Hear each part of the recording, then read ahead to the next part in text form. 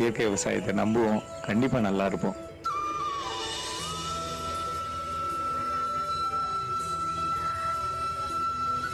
வணக்கங்க, நான் பிரிட்டோராஜ் பேசுகிறேன்.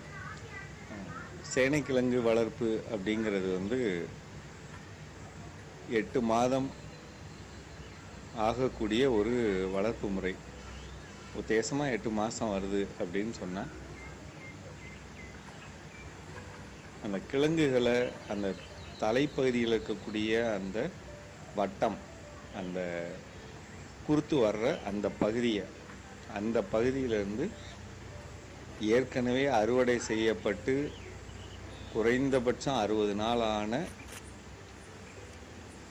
சேனைக்கிழங்குலேருந்து நம்ம வெட்டி விதைக்கிழங்கு எடுக்கணும். முக்கியமாக அந்த